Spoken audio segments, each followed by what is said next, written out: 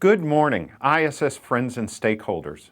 My name is Steve Sikora. I'm the president of Harmonic Software Production Studios and a proud member of the team working to deliver the future of electronic timesheets at ISS, eTime. This morning, we're going to give you a sneak peek of the first two phases on the eTime journey. We're excited to have you on board, and we need your help to succeed. If you have any questions or comments, please make sure to submit them via the link provided in this morning's email.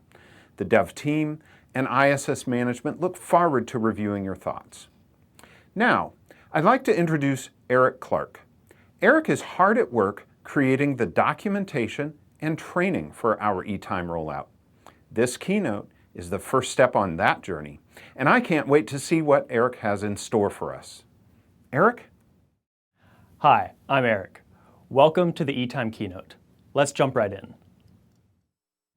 First, let's meet our friends, Owen, Maxine, and Carlos. Owen Ellis is a participant with ISS and has been so since 2017. He loves all things soft, plush, and cozy, which is why you'll almost always see him in his fluffy cardigan and with his equally fluffy cat, Sterling. Owen and Sterling are a pair. Wherever one of them is, the other is likely close by. He enjoys a variety of video games. In fact, he was one of the first 10,000 players on Fortnite and is currently enthralled in the new release of Animal Crossing.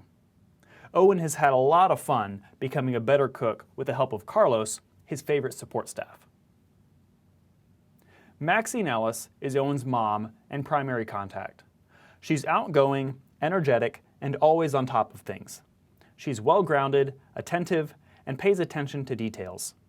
That's probably one of the reasons she loves mystery novels. You can't beat an Agatha Christie novel, all of which she's read, by the way, and a cup of Earl Grey tea. Unless, of course, you happen to have some apricot peach herbal tea on hand, which is Maxine's absolute favorite. Her passion for tea runs deep. So deep, in fact, that if you tell her you feel slightly off, she probably has a tea for that. That brings us to Carlos Medina, one of Owen's support staff. Carlos is just about the friendliest person you'll meet this year and absolutely loves working with Owen, especially on cooking. Carlos is also the only one of Owen's support staff that Sterling the cat approves of. Despite his charming smile, Carlos does have one weakness worth noting: his handwriting.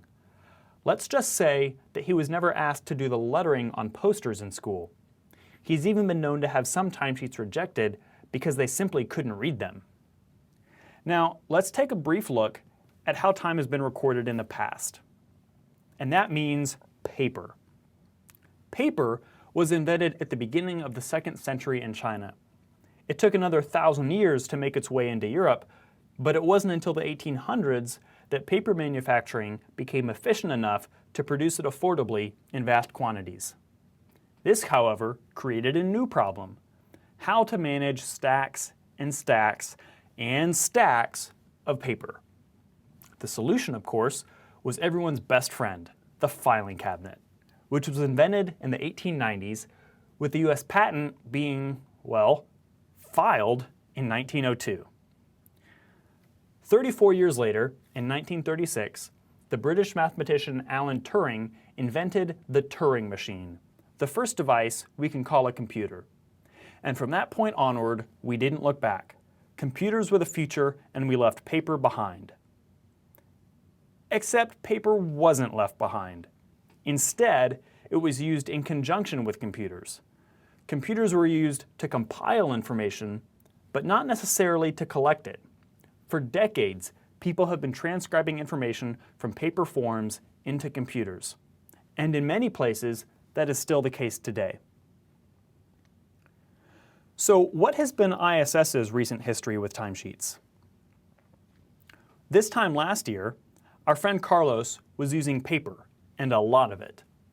After recording his time on paper, he would place it inside another piece of paper called an envelope, then put a sticky piece of paper called a stamp on the envelope, and then put the whole thing in his mailbox for pickup. Week in and week out, This is what Carlos did. And then Carlos had to rely on somebody else reading his handwriting in order to get paid.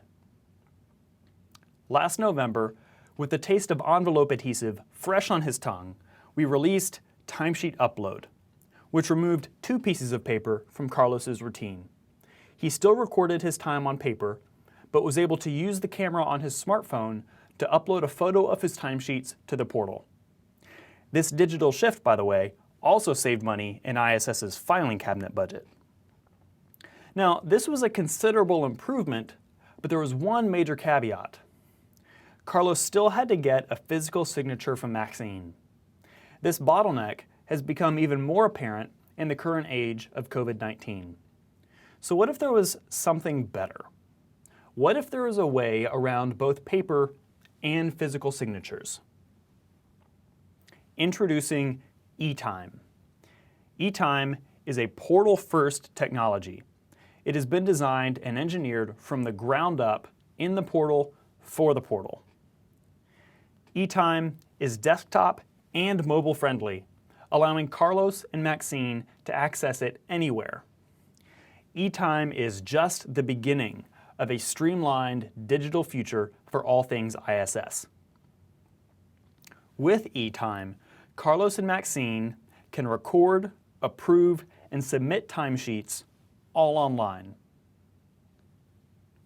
So how do we get there? The initial launch of eTime will happen in 2 parts. The first component of eTime we are releasing is Timesheet Entry. With Timesheet Entry, Carlos can enter his timesheet information directly online. From there, it can be approved and sent to ISS. After Timesheet Entry, the next component we are releasing is Timesheet Live. Timesheet Live is just that, a real-time, in-the-moment capture of timesheet data. Carlos will be able to record his time with Owen as it happens, meaning there is no need to fill out a timesheet later. And just like Timesheet Entry, all his time is saved and ready for Maxine to approve and submit to ISS.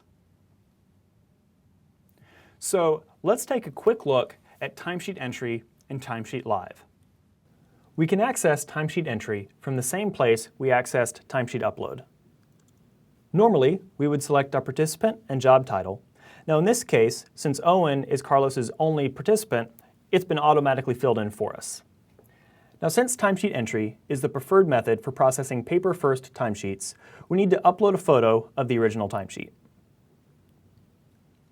And we can leave an optional comment. Now I've got the paper timesheet right here in front of me, so let's fill it out. The first line says May 11th from 8 a.m. to 12 p.m. And the method was direct face-to-face. Now you can see here that there's a few other options for direct and there's an indirect method, but I'll get to that in a second. Then we'll come in, select our staff wills, which used to be called valued outcomes. And that's it. We're done with that line. Let's move on to the next line. This next line says May 12th from 5 p.m. to 6:30 p.m. Except this time it was direct virtual. So let's talk about what some of these methods mean. So direct face-to-face, we're all familiar with. Face-to-face is any time Carlos is working with Owen in person. This is what normally happens. Direct virtual is any type of one-on-one interaction where Carlos and Owen aren't in person, but instead are meeting over the internet using something like Skype or FaceTime. The virtual method also requires us to fill in a few more details, so let's fill those out. First, we need to select which software we used. In this case, we did that call over Skype. And then we need to fill in staff location. Well, Carlos was at home. And participant location, Owen was also at home. Now, if anyone else attended the session, we can also record that here. In this case, it was just Owen and Carlos, so we'll leave that as is. Then we also need to denote whether there were any technical issues. In this case, there weren't. And then we'll come in and select our staff wills. And just like that, we're done. So we've covered direct face-to-face and direct virtual. That leaves direct other and indirect. So direct other is a new and temporary method option. During the current state of emergency, Medicaid is allowing certain services to be provided to the participant while maintaining social distancing. This might include things like delivering groceries or other supplies, or assisting with necessary outdoor household chores like taking garbage cans to the curb. Indirect is any type of activity for which Carlos is eligible to be paid but isn't performed directly with Owen. This might include things like time off, trainings, meetings, and job developer work. Now, for the sake of this demo, let's go ahead and submit this timesheet to Maxine for approval.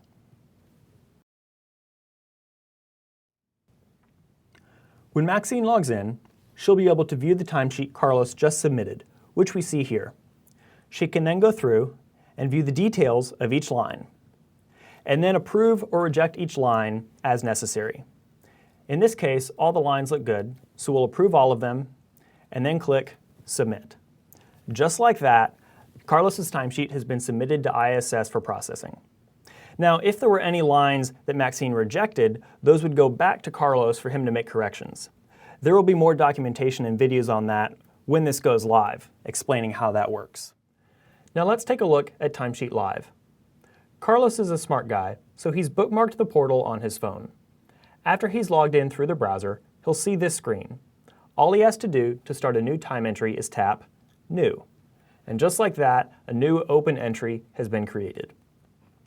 When he's done, he can tap the row to enter all of the necessary details. Now in this case, he was picking up groceries, so we'll just select Direct Other and type in picking up groceries. We'll come in, select our staff wills, save, and then tap End Entry. And just like that, that entry is done and ready to send off to Maxine for approval. So that was Timesheet Entry and Timesheet Live. Now, with Timesheet Live coming, why should you use Timesheet Entry? First of all, Timesheet Entry means that Carlos, the support staff, has control over the data that gets entered for his timesheets. Does that timesheet say 4 o'clock or 9 o'clock? Or maybe 6 o'clock? It doesn't matter, because Carlos won't have to rely on someone else deciphering his handwriting anymore. That means fewer phone calls and fewer emails asking questions and requesting corrections. Second, Timesheet Entry means that Maxine can see potential overlaps between support staff and resolve those issues before those timesheets make it to ISS. Timesheet Entry also means that a physical signature is not required to approve a timesheet. Maxine can do all the approving online. This means that during this time of quarantining and social distancing, when many of Carlos's services are being provided virtually, he can still get his timesheets approved safely.